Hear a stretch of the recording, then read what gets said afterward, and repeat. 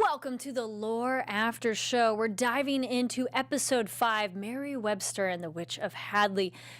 You know, it's an easy time to be accused of the witch. How real was it? We'll talk. Stay tuned. You're tuned in to AfterBuzz TV, the ESPN of TV talk. Now, let the buzz begin. It's like waiting for that dramatic music to come in. Welcome to the Lore After Show. We're talking episode 5, Mary Webster and the Witch of Hadley. Oh man, being accused of a witch was a scary idea at that time. And there's so many other things about that are scary, which we'll talk about very shortly. My name is Kari Lane. I'm joined by my awesome co-host. Hi guys, I'm Adrian Snow. Hey everyone, I'm Mina Wahab. And we'll have our special segment later as well, where we're going to kind of dive deeper into the information that's covered in this show. So this episode, initial thoughts, what'd you think? I liked it, but I think there's a big pacing issue overall. Pacing? With some of the episodes this season. Oh, yeah. And I think it kind of fell in under that umbrella of just like the pacing felt a little slow for me. And there were some parts of the story that they kind of enhanced just to make it a more fleshed out story. And I thought focusing on Mary would have been a better choice. Mina? That's an interesting perspective. I never thought of having like the spotlight be on Mary, even though the episode is called Mary Webster, and it's really not told from her perspective at all. So I love that analysis. I never thought about that, but I agree. I definitely agree with that. I really liked it though. This was one of the strongest episodes in the series. I felt like there's just something about it, like the whole idea of a witch hunt and how brutal the men were back then, where it feels like a very captivating story for me to like see what happens, even though we know what happened according to like lore and the history behind that specific story. But I liked it. I enjoyed it. I would also say the ladies were brutal too, because they also did some of the accusing. Maybe they didn't necessarily do like that physical actions on them, but the accusations are just as bad. I loved this episode and the final one because this one finally has a pseudo narrator. And I like it because it's almost as if it's told from some diary, or I could believe someone found a journal and is telling it to us. Yeah. Okay. And even if that's not a real thing, I liked that way of telling that story because it makes it feel more historical to me instead of just here's a short story about witch accusations, which I feel the earlier episodes lacked. Because I either want a narrator or somebody kind of telling you it, because otherwise, how did they find this information out?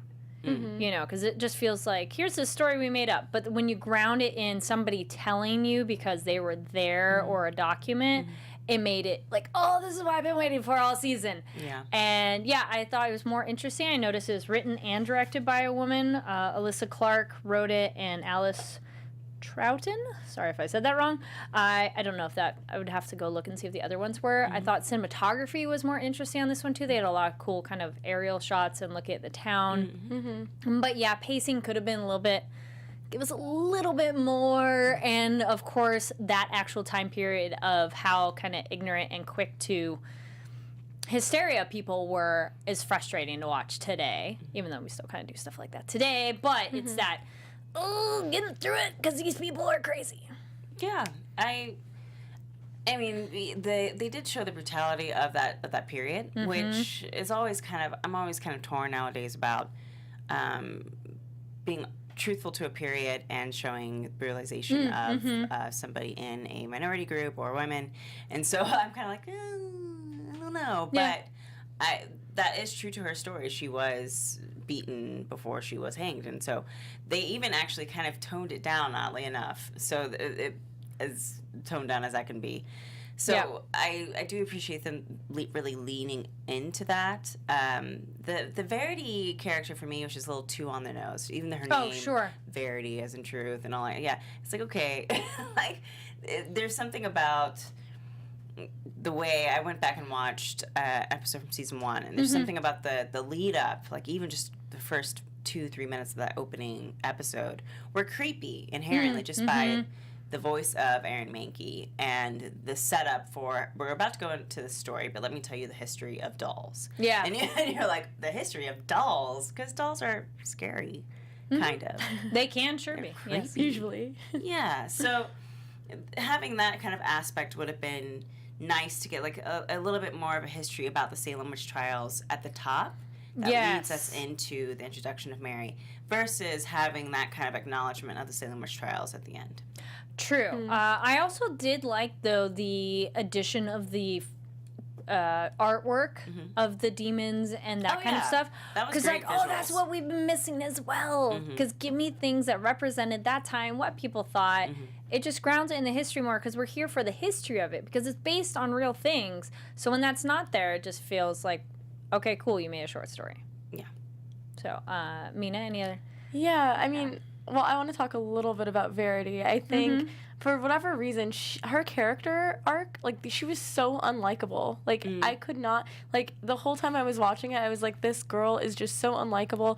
Even though she tries to save, like, there was a point in time where I was so confused with what was going on in the plot, where I was like, why is she empathetic and, like, trying to save her when she never vouched for her earlier? Is that out of guilt? Well, it was like, because of the letter she found in the cloth that used to be her mother's, because her mother gave her the sentimental value attached to it. But that just... Well, no, and the letter that the mother actually wrote to Mary Webster saying, I think you're a good person, and I want you to stay warm. Like, freeing her from, like, the not the curse, but the opinion, or like the negative opinion of her being a witch. I got that. It just, there was something about that part that wasn't super believable. Oh, like, my mom liked you, she said that you're a good person, so now all of a sudden I'm just gonna be on your team. It felt hard to believe that part and to get into it. And also I don't know, there was just something about her that was icy cold, aloof, and unlikable, and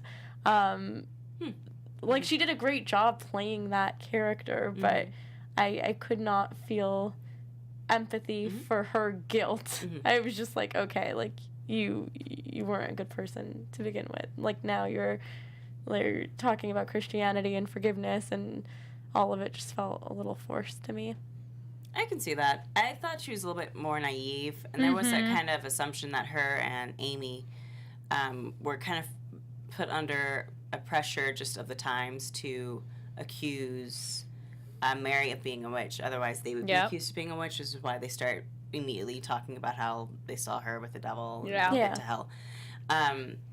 With that said, I didn't really care much for Verity in terms of portrayal, just because it seemed a little too naive on certain points. Like, you kind of know what you're doing, and it also goes back to pacing of, you didn't have enough build up with the character for me to actually have any to care about this person. Right. So when you're asking me to have empathy for her after she's done this thing, like, and inherently I have some level of empathy, just because I understand that at that time it was essentially kill or be killed for women. Like, if you weren't willing to accuse another woman of being a witch, you would be accused of being a witch. And I can't say that in current days I believe in, like, ever throwing another woman under the bus, but I understand that in that time it was so much harder, and they were so much younger. Like, these are teenagers accusing an old woman. So to that extent, I have an understanding where Verity's coming from. I just didn't like the fact that she was so naive to the point that it was unbelievable. Yeah. It almost felt like there was a part of it that felt like she wasn't actually naive, that she was ignoring the truth because she wanted to go along with what the masses were saying. So it felt like that to me. That's why I saw her as an unlikable character. Like, yeah, there was some naivete, but for the most part, I was just like, her essence was just awful to me when she's agreeing with the lady. And I understand it was the nature of the times, but like, we have empathy. I can't speak on everyone else's behalf, but I have empathy for Mary Webster, and I don't feel like her character was fully delved into at all, but we have, like, a certain level of empathy for her, and especially when she comes back again to kind of, like, haunt this man for what he has done. Yeah. If you are interested in knowing more information about this story, it's episode 12 of the podcast, Half Hanged. She's not the only focus in this story, but it kind of delves more into her and that time period. And it was easy to accuse someone of witchcraft, to blame away any issue, and people at that time blaming something on the devil was the easiest and quickest thing to explain any bad thing that ever happened, which when you think of it in that way, you kind of go, I get it, but then you just kind of go, oh, these people didn't understand. Also, in watching this, it really made me rewatch Salem. It's a really cool show if you haven't watched it at all yet. And that character, she's Mary Sibley. So at first I was wondering, I'm like, oh, did they base her character? I'm like, nope, it's a totally different thing. But was there any other thoughts before we get into, we had some photos and comparing our special segment for this one? Pop culture. All right, so our special segment is comparing essentially to pop culture. How is this relevant today, or how is this topic expanded upon? Yeah, so pop Adrian, culture and truth. yes. Hey guys, so before we go into the picture aspect of the special segment, I just want to say that there are a few things that they changed for the sake of the show, and also that aren't really mentioned, they are mentioned in the podcast, but in the show, they make Mary a single woman, whereas in the actual real life and on the podcast, he addresses that she was married and poor and on the, I guess, Puritan style welfare. She was also just like a very opinionated woman, from what I can gather. It wasn't that she actually wronged anyone. It's just that she was not a likable person, and if you were not a likable woman at that time, then you were a witch. Mm-hmm. And now we use the same word, just change the W out for B. So, hey, sorry, I gotta get my handwriting. Okay, so what really happened is that they dragged her from her home, so that there was no Verity, there's no one else there with her, or maybe her husband was there. If he wasn't, in either case, he couldn't do much to stop them. They dragged her from her home. They beat her, and she didn't run. They didn't have to chase after her. They beat her. They hanged her. Then they cut her from the tree and buried her in the snow. So just to make this more clear, this woman was beaten, then hanged, and then buried alive. And she basically clawed herself out of her own grave. and survived for another 14 years. Yeah. So and it was into like her 70s too, which that's her old, 70s, which is insane. And then just from there, Margaret Atwood, the author, and we do have a picture of her before we go into the other poem and stuff, believes herself to be an ancestor of, or that descendant. So Mary Webster is an ancestor of Margaret Atwood. Cool. This is what's been passed down through her family. I'm not sure if it's ever actually been confirmed, but in the 1980s, once Margaret realized this, she wrote a poem called Half Hanged Mary. And I have a little snippet of the actual poem up there. And it's basically about the hours of the time that she was hanging from the rope. And the first line is like, because I was not a witch at first, but now I am one, or something like that. So I couldn't find the one where it has the first line, but it's just like if you have time to just pause it and screen grab it, you can read a little bit of the poem. And the story of Mary Webster actually became the inspiration for The Handmaid's Tale. Mm-hmm. And so she actually dedicated the Handmaid's Tale novel to Mary Webster. Oh, wow. So it was mainly about the fact that Mary Webster had been accused of something of being evil, of being wrong, but she still had hope, and she was able to survive and persevere through it. And so that's all I could literally find about anything about Mary Webster, because it's not really, you would think it would be a much more well-known story, but it's not actually that well-known. There's not a lot of pop culture references to it, but Margaret Atwood was affected by it so much that she inspired one of the most monumental novels of the 20th century, and one of the, I think, I don't know, I want to say most important, but definitely most effective TV shows of current day. Mm-hmm. Yeah, it's interesting because, like, all things considered, I'd say the most extraordinary bit of the story is that she suffered so much and didn't die. Because all things considered, it doesn't feel that fantastical of a legend or lore. Sadly, that happened. A lot of people being accused of a witch, but somebody who was beaten, hanged, and buried alive, and she didn't die, is what's really interesting. Like, climbed out of her own grave. Like, I think the major catch-22 that I always used to think about with the whole idea of you're a witch, and like if you drown, then you're definitely a witch, that's your punishment. But if you float and you swim, you're definitely a witch because you escaped. So this whole like premise of like whoever gets accused of being a witch, there's literally no way out. Because if you survive, if that even proved their point that Mary Webster was a witch. The fact that all these things happened to her, she's still alive. It's not a miracle. We're not going to attribute this to some religious act of God or like crazy divine intervention. It's literally just the fact that she is a witch and linked to the devil in some way. So I just think that is the craziest catch-22 of the time, that there's no way to have anyone vouch for you that you're not. The minute you're accused, there's no trial. There's no even the which she word did. Trial. They point out she did go to trial for it and everything. But there is no such there's no such thing as a trial. So when they say the Salem witch trials or any type of trial, there's no. It's not a fair trial. It's just a way to get everyone to have like this whole spectacle.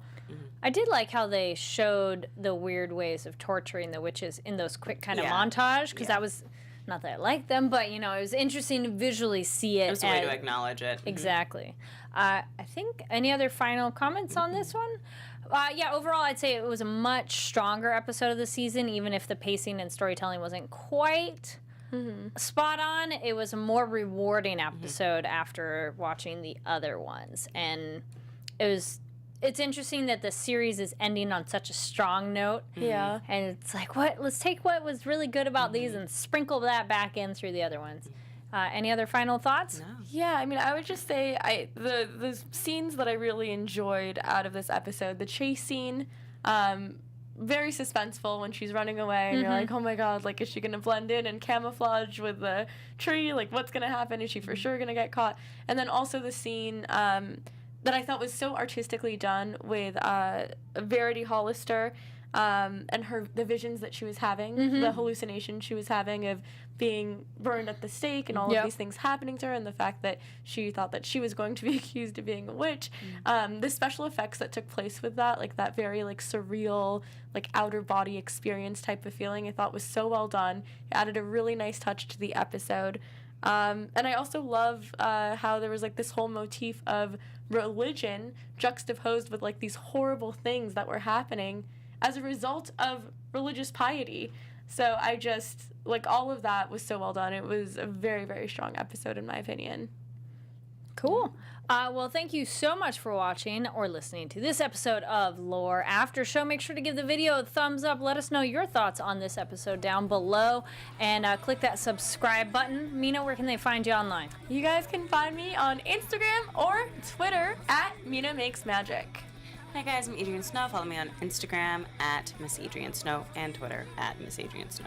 And you can find me online at Kari D Lane. That's KaridLane. Thank you so much for watching, and we'll see you later. Bye. Our founder, Kevin Undergaro, Phil Svitek, and me, Maria Menounos, would like to thank you for tuning in to AfterBuzz TV. Remember, we're not just the first, we're the biggest in the world, and we're the only destination for all your favorite TV shows. Whatever you crave, we've got it. So go to AfterBuzzTV.com and check out our lineup. Buzz you later. The views expressed herein are those of the hosts only and do not necessarily reflect the views of AfterBuzz TV or its owners or principals.